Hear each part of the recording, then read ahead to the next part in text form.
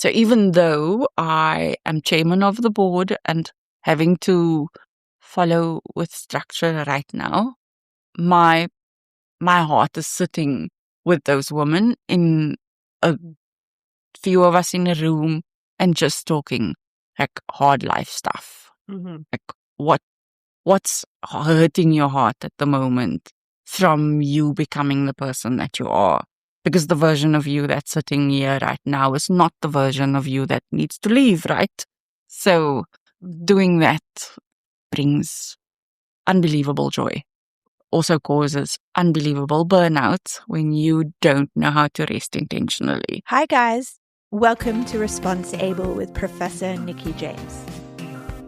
I mean, louder is better. I think so. Because then we can yell.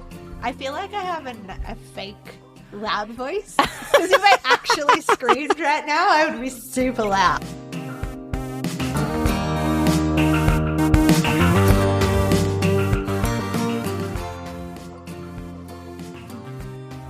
Hi everybody, welcome back to the Responsible podcast and welcome back to Cape Town, South Africa. My time here is coming to a close, but I couldn't not introduce you to a few more of my South African friends. So I'm really excited to introduce you to my friend Carmen today. Well, actually, she is going to introduce herself, so let's jump straight into the episode. I'm hoping that my grandchildren will find it in archives one day. Yes, and be like, my granny's the bomb.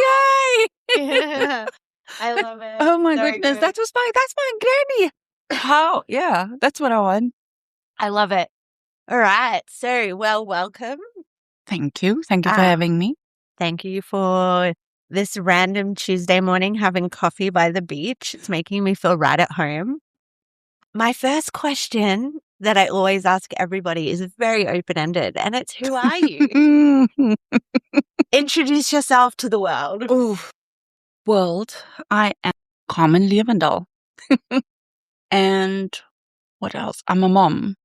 I'm a wife. I'm entrepreneur. I a volunteer. I am a whole lot more things. Emotionally available for people in need. And yeah, I'm a recycler.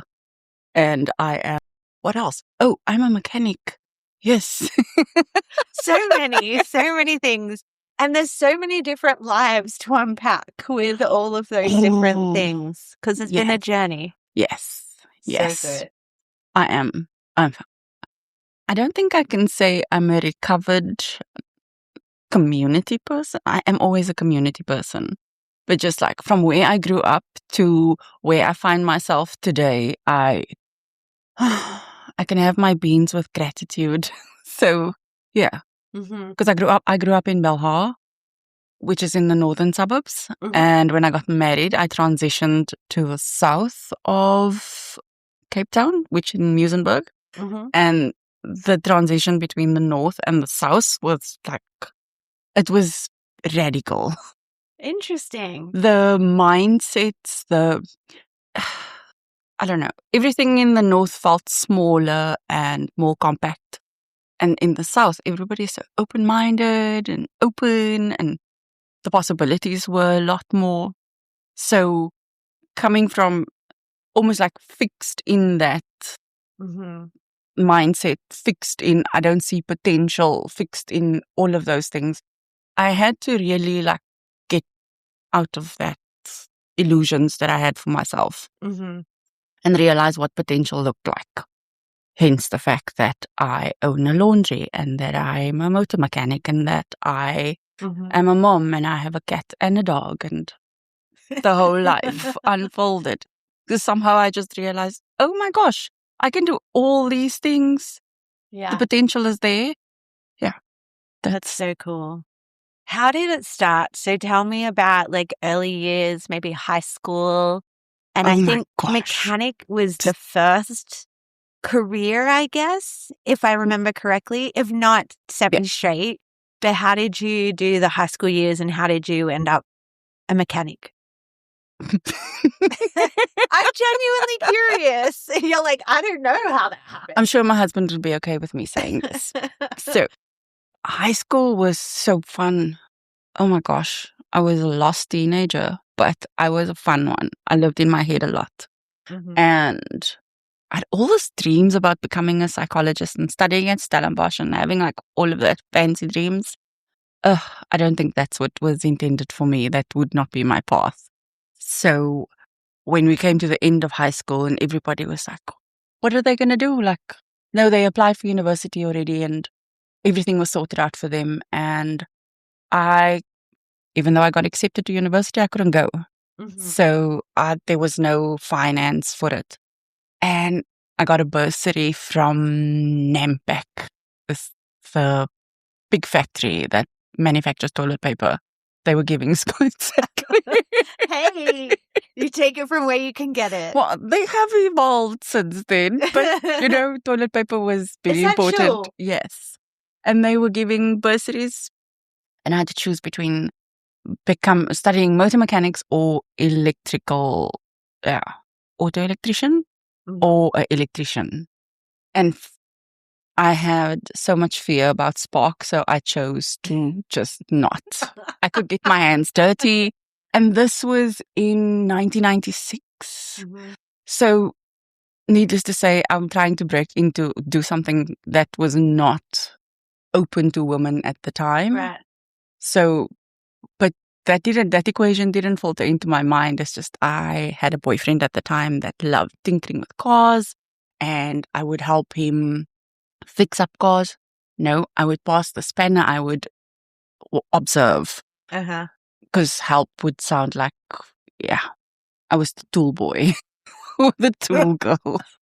So when they said, I can have money to study motor mechanics, I'm like, yes, I can do this. Yeah. Yes, I want to do this. And then later I found out, my uncles were also motor mechanics. So I was, as a child, handing them tools. Obviously didn't remember any of that, but it was a fun journey. It was challenging, but it was, I don't know how many other women there is. I think I found a few who just really love the smell of fuel when you put petrol in your car. Somehow that is... I personally don't have that part in my smell profile of enjoyment. Yeah. But my niece does. Exhaust fumes. In high school. Yeah. And is studying to be a mechanical engineer. Yeah. That field is so vast. I hope she gets to drive a car 260, 300 kilometers per hour around a track. Oh my goodness. Anastasia, block your ears. I was helping her pick out a new car over Christmas this year, and I was sharing her like all these cars that I thought looked like were really cute cars. Like my version of cute car. Yeah, no. So my version of car is a little cute car that I could tune around in. So I had a Fiat 500 Sport, right? So it still had some, when I was in Australia, so it still had some rev about it, right? And I was manual driver, but it was small and cute, and I felt really cute and fun in it. Oh. And then she kind of wasn't super excited about all these cars that I was giving her. And I said, well, why don't you find some? Yeah. That's mechanically more in line that with... you kind of would want to drive. And like Audis are coming back, like old Audis and things like this. I'm like, I was totally off base. And a more solid, stable engine. The first, when her dad, I was back in the US by the time she got the car, but her dad went to pick it up from another city and brought it home. And the first video that she sent me is her just full on revving the engine. It is. There is nothing like it. I don't know. It just makes your heart sing. I don't know why. But how do people not get this? I don't have that piece in my brain. No, I loved it. I loved the community of being in a workshop and being part of a team. And like I said, I love the smell of fuel. I love the smell of oil. Dirty oil, not clean oil. So good. Yeah. Your ears are fine-tuned. So now I don't, because I qualified and I qualified in 2001. Mm-hmm. Then I worked in the motor industry for like 16 years. Mm-hmm. Could be longer. And then I decided I want to have babies, and they said you can't have a pregnant woman laying under a car. So Wow. yeah, because I was a risk. I was a health and safety risk Mm-hmm. in a workshop. Yeah, Fair. I was a health and Yeah. safety risk. So then I qualified with Toyota, and then I moved to Land Rover, Mm-hmm. and then I moved from Land Rover to Suzuki, which I love all the brands. I love all those cars. I don't know what's US favorite and what's Australian's favorite, but in Cape Town, those are solid brands. So, Mm. and then I worked for Fiat and Alpha for a bit. So Ooh. that was fun. Mm-hmm. Yeah. The test drives on those, the opportunities I got to drive really fast. There's still so much joy in this for you. We need to take you to a racetrack.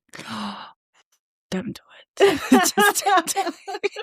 It's like it's not safe. I watched the Formula One qualifying on Saturday night after the yacht club, and then I was like, oh my gosh, how did I tuck that version of me away so far? She just like came out and came to life and just be happy. Just hearing those engines revs and like Isabella's like, it looks so slow. I said, no, look at the speedometer. You'll get how fast this really is. But don't get it too much. Yeah. 'Cause Yeah. I don't want you. You can observe it, you can't experience it. No, not at 17. She still thinks if she watches a YouTube video, it will teach her how to drive. So Good luck with that. yes, not gonna happen. Anyway, But she has a great teacher ready to teach her how to drive. ooh, Or are you not great? I don't know. The age gap between, like, I'm 47 and she's 17, Mm-hmm. and the hormones are so intense that there's like dissonance. At the moment, we gel well in small increments. A driving lesson would require a lot more. So the dad, Nathan, is doing the driving lessons because he flows a bit better than me. Okay. So my dad tried to take me on a driving lesson. It did not go well. It ended up in tears. It always does. It always does. I said, why are we not just paying a driving school to do this? A neutral party. That would work better. So, yeah, that's where we're at. What did I do after I finished motor mechanics? Then I bought a laundromat in 2016. Mm-hmm. Now, were you looking explicitly for a business at that time? Were you thinking you wanted to be an entrepreneur? Like that was one sentence of a very interesting decision. I honestly cannot explain how this happened. Mm-hmm. First of all, I did not like doing the laundry. I did not like switching on the washing machine or remembering to do the laundry. So no, none of that. I don't know. I had a customer that came in that was also a friend of mine. His name was Ruben, and he owned a laundromat, but he was this really open, fun, amazing person. And he looks at me while I'm fixing his car, and he says to me, you know, you'd make a great laundromat owner. I'm like, Ruben, please, no. I don't see myself. Do you see my nails? Like, right. No. And my nails were greasy and dirty at the time because I was working on his car. And then a week later, he sends me a message. He says, you won't believe it. There's a laundromat that someone is selling and it's not even on the market yet. Maybe you can speak to the owner. Like, where must I find the money for this? How must I do this? What do you think this is going to be? I remember driving from Muizenberg on Baden-Powell to Somerset West where I was working and asking, God, what? How am I even entertaining this? What would this look like? At the time, we're living paycheck to paycheck. We're raising 2 kids, and I cannot see. I have a stable job. I have a company car. with company fuel. All of these things will go away if I decide to step into owning a business. So I couldn't let it go. I drove past the space. I don't know what happened while I was driving past the space. There was a person sleeping in front of the door, and it didn't look anything particular. I couldn't get the image out of my mind, so I thought, let's just put it out there. And then Ruben decided he'll put me in touch with the owner. The owner's name was Uncle John at the time. Oh, yeah. And Uncle John let me shadow him for a month. Every weekend, I'd give up my time and go and check how does things run at Snow White Laundry. Mm-hmm. And then I pulled together all the funds that I could lay my hands on. I'd take out a personal loan, take out my pension, which was very little because I didn't work for that long space. Mm-hmm. Pulled it all together, put in an offer to Uncle John, and he received offers that was like 300,000 Rand more than what I offered him. And he accepted my offer and he let me pay it off. So wow. I couldn't believe it. Mm-hmm. So the 16th of December 2016, mm-hmm.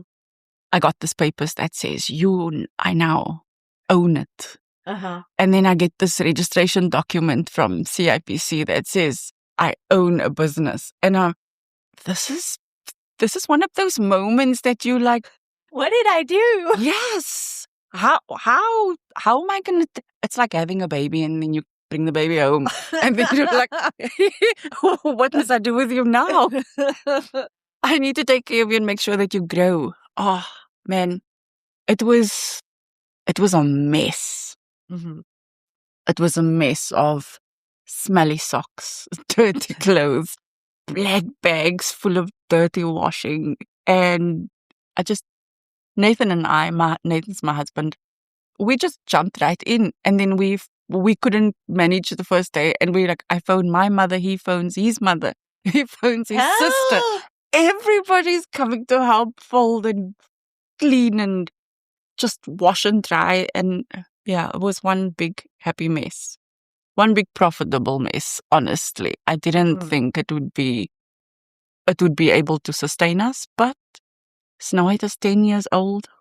I decided to keep the name because that place has been established 23 years already in that very same space. Mm-hmm. And then I just learned and grew along with the business.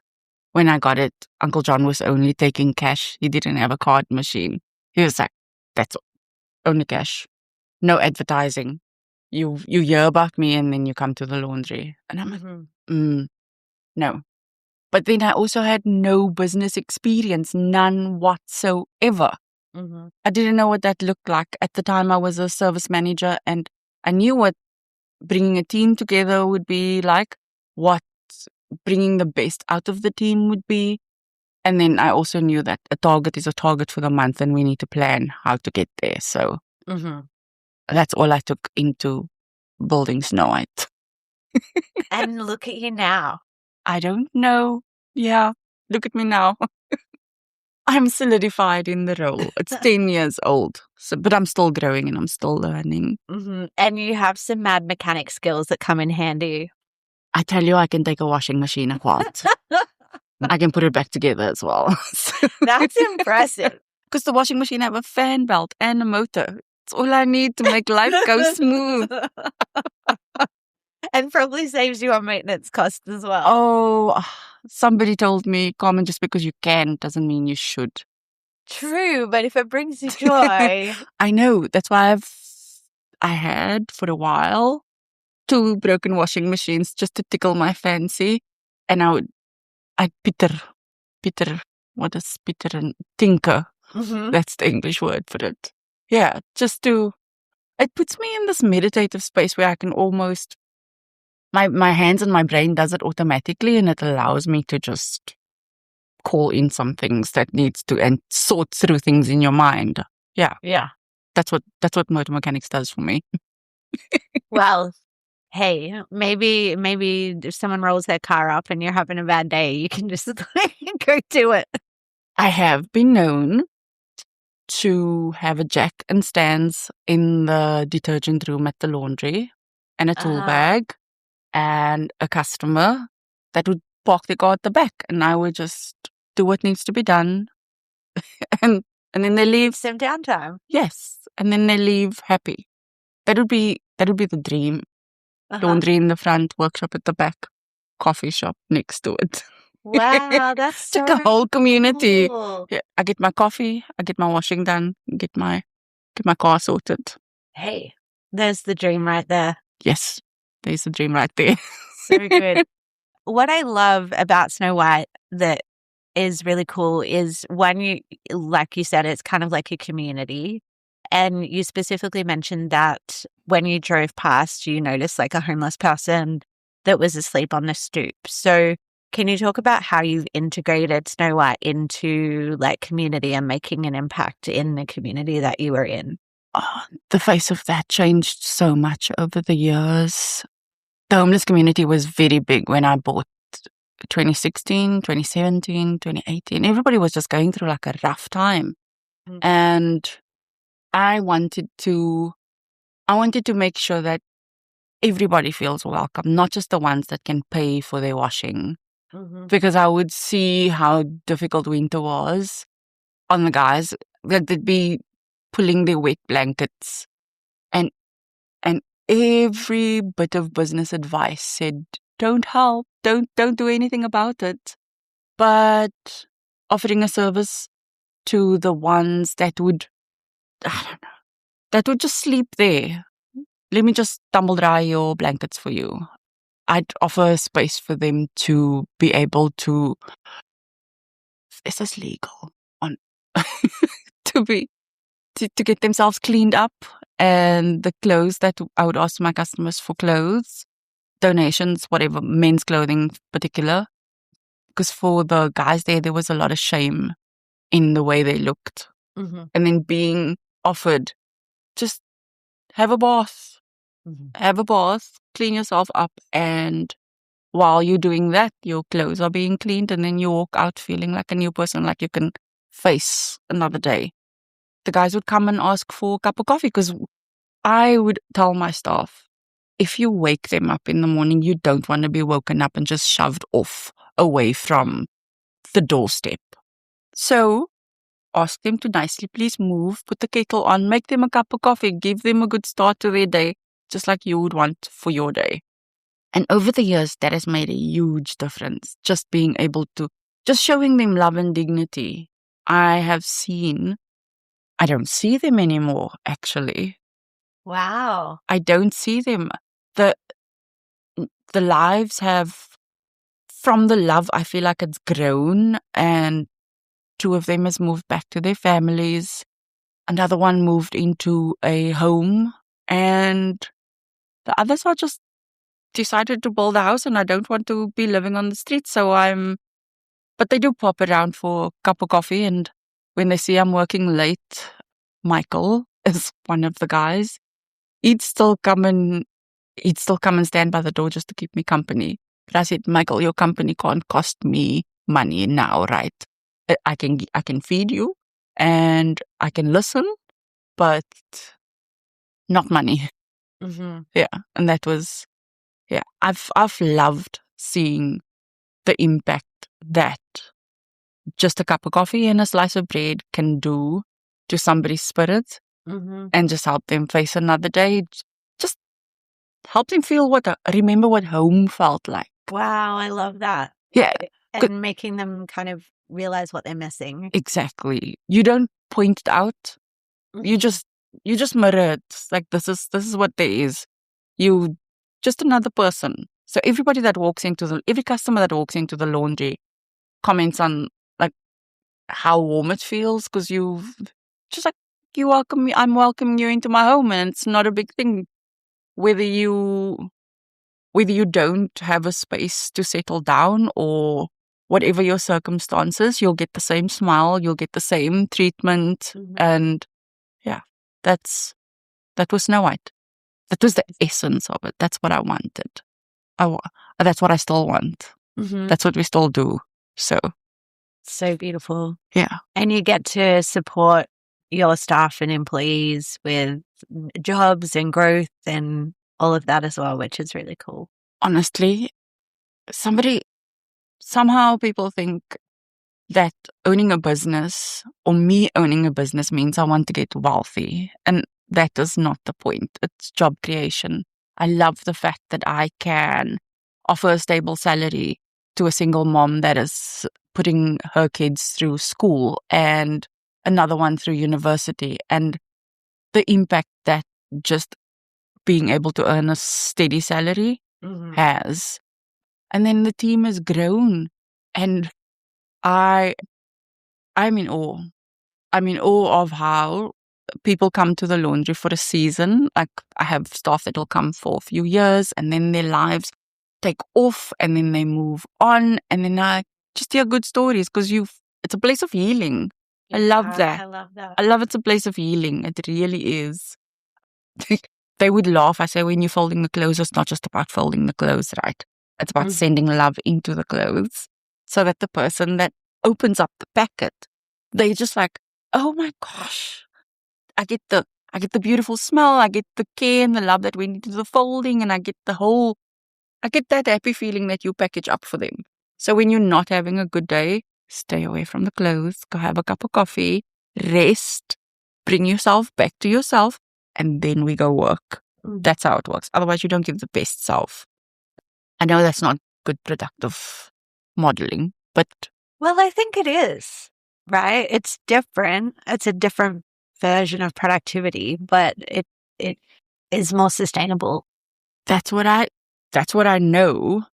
But every networking place or book that you read, it's about micromanaging, managing, giving instructions. You can't pull the heart out. You can't help that person discover their heart. And then just like by being not supportive and not coming alongside them. Right. Yeah. Well, most business books and things like that are not a profit-driven motive. Yes. And if your goal is to maximize profit, you produce, the people are interchangeable, right? But if you're building a business for people and for empowerment and to build community, it's just a different way of doing it. But it's still profitable. It's still profitable. Yeah. Everything still flows. And it's probably more sustainably profitable. Yes. And there's more connectivity, there's more love, there's more community. Every customer comes in. We have so many stories. Like, one of my customers are in the hospital at the moment, and Yolanda, who is my right hand now, she said to me, I haven't seen John Lee for a few weeks. Phone him and check up. So we messaged and we phoned, and eventually I got a message from Mr. John Lee, and he's like, he's in hospital, recovering very slowly. I'm like, but that's why we haven't seen you. So our pensioner community is growing. It's big. And the elderly. So we are very concerned. We would give you a call if we haven't seen you. It's not because we want your money. We don't want your money. We want to know that you are doing well and that just to know that you are loved and supported.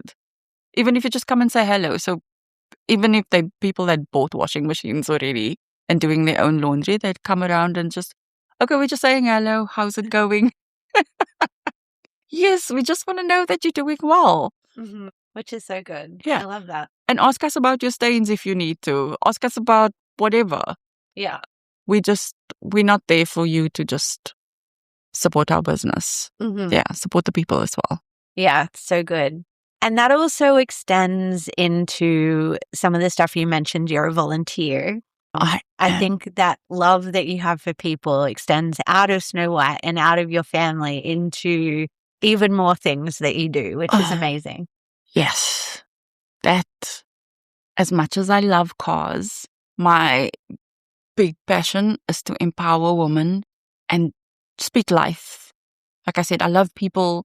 I love helping people see the heart within themselves and unfold.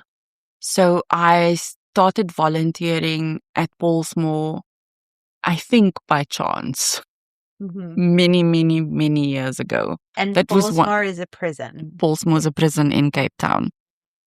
And I started volunteering with the church I was attending to do Sunday services. And then I think COVID happened. And then I went back and I'm like, I just want to hang out with the moms and babies in Paulsmoor. Just want to be able to help. I know what it feels like to be a mother and how stressful it is. And I cannot imagine what it would feel like for someone that is incarcerated and then having to find the love within themselves for a baby. So I started volunteering to go into the BMU and just have circle. We'd have circle, we'd have prayer, we'd have discussion. And then it had no structure in the beginning for the first couple of years.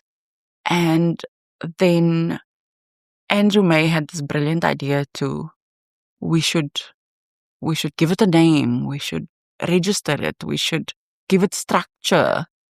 And I thought, this sounds a lot. This sounds a lot. I already have one of those. No. I already have one of those. Exactly. And it just happened so organically that Safe Harbor was born, and Safe Harbor gave the work that we do structure with a program and paperwork, which everyone's favorite. Everyone's favorite is paperwork. But like a legal entity to operate within the prison system and be more effective in helping them. So even though I am chairman of the board and having to follow with structure right now, my heart is sitting with those women, in a few of us in a room, and just talking like hard life stuff. Like what's hurting your heart at the moment from you becoming the person that you are? Because the version of you that's sitting here right now is not the version of you that needs to leave, right? So doing that brings unbelievable joy. Right. Also causes unbelievable burnout when you don't know how to rest intentionally. So this is what I'm doing for the few months, is resting intentionally. I don't know if that answered your question clear enough. No, it totally does. And I love that there's the balance to it as well. Like you realizing that you can't do that infinitely. And there's an ebb and flow to that. And you need to make sure you're full in order to give out. And I talk to my students about that a lot. And it's different to everybody, right? So some people can have it where it needs to be an ebb and a flow and an up and a down. And some people can kind of like balance doing it consistently with having downtime and uptime and things like that. Yeah. I personally work better on that flow. Yeah. And it sounds like you do as well. I do. I really do. But then somewhere along the line, you get so wrapped up in the giving and the pouring out, especially when winter at the business, winter at Snow White Laundry is intense. And I can't sustain that flow then into Paulsmoor because I'm working till 10 o'clock at night. Right. To try and get it out. And then not recognizing, but then I still come home and I still have to cook, I still have to clean, I still have to do laundry at home, I still have to make sure that my kids feel my full presence. And then that would flow into a Wednesday and a Tuesday at Paulsmoor.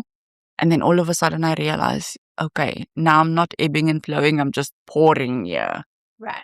So the recovery time I had between sessions for Paulsmoor and between time at work was not long enough. I realized the older you get, the longer that time frame needs to be.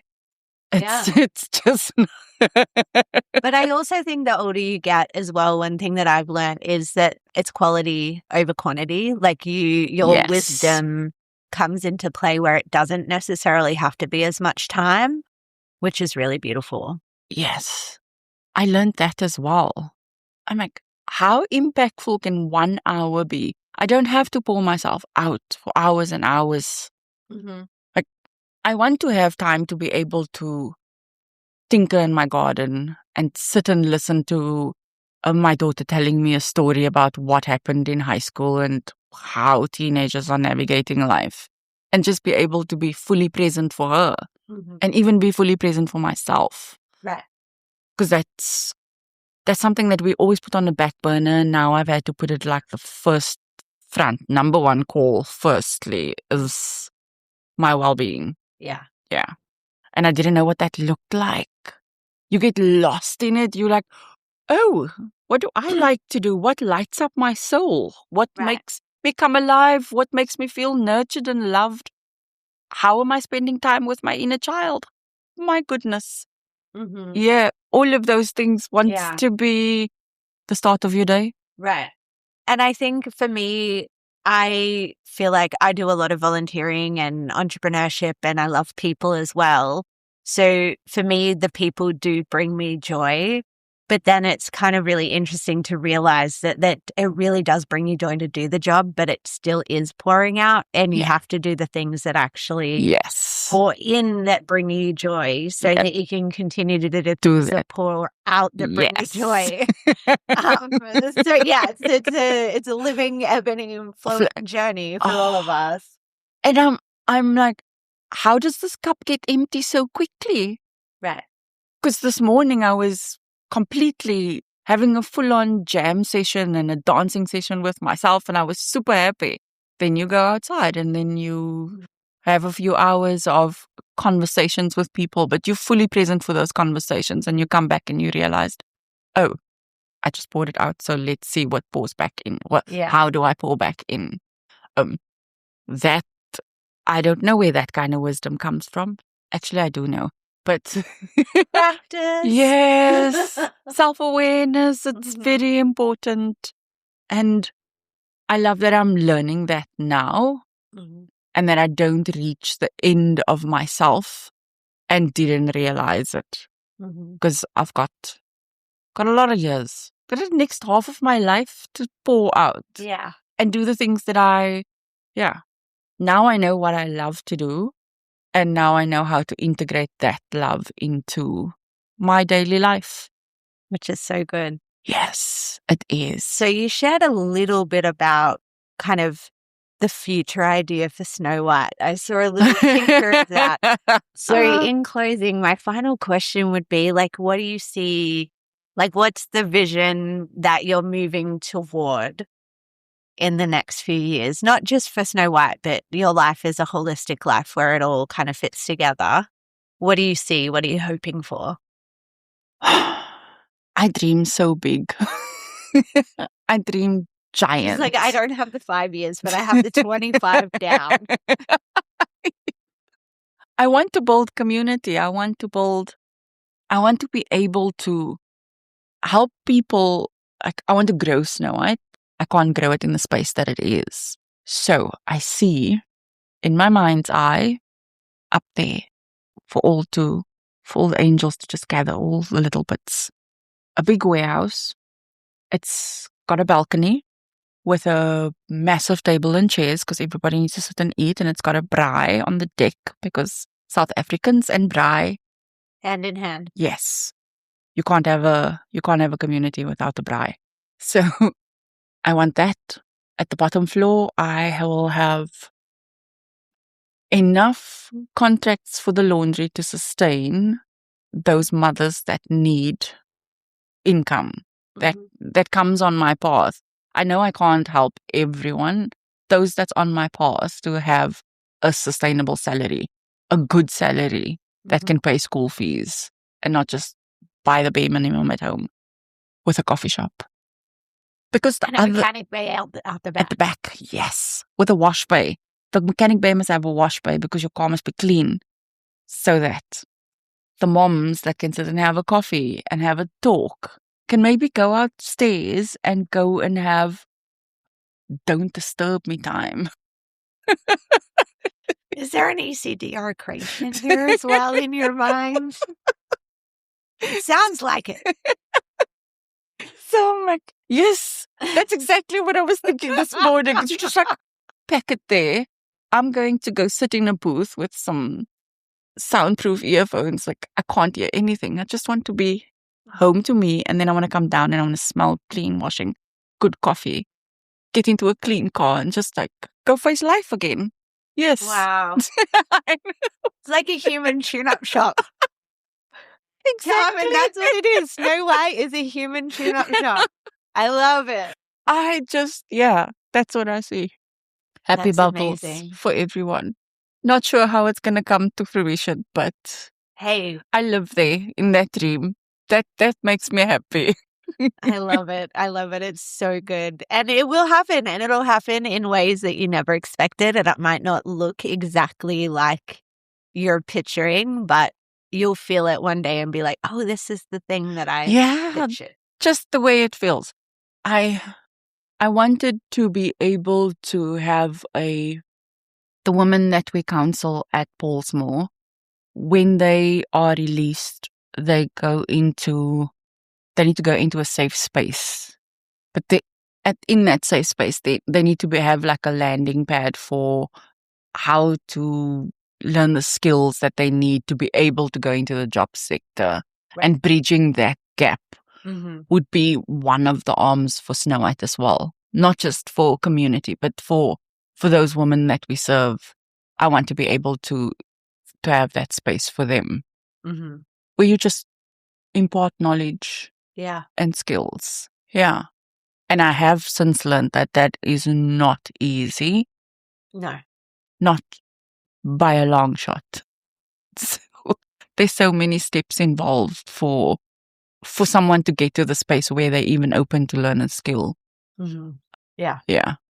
So that's where we're at now. So good. Watch this space. You know what? I those exact words were on my lips and you said it first.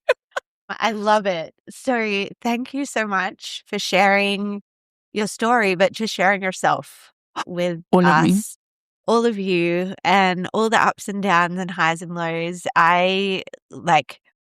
Life is meant to be lived. I believe that with all my heart and all my soul. And you're living life. And I hope that anyone listening is inspired by your story to live their life to the fullest they can with all of themselves. Yes. Because each one of us has a little Carmen, a teenager Carmen, a 25-year-old Carmen, all living inside there. And they just need to come together. Yeah. Bit by bits. I love it. Yeah. Awesome. Thank you very much for having me and giving me the space to be my authentic self. You're very welcome anytime. Thank you. Don't you just love Carmen? Carmen, honestly, you put your heart and soul into everything that you do. And I love that you found the balance of being able to pour out, but also recharge yourself. And I think that's a really valuable lesson that we can all take away. We can be generous with our time and our heart and our soul, and we can really show up and have empathy for people. But that's only if we take care of ourselves as well. We are not an infinite pourer. We need to receive and be filled up ourselves. So just a challenge for this week is to find something that refills you and recharges you and revitalizes you so that you can go out into the world and exude love and connection and community to all those you meet. That's it from us this week. Have a great week. We will see you back here next week. Same time, same place.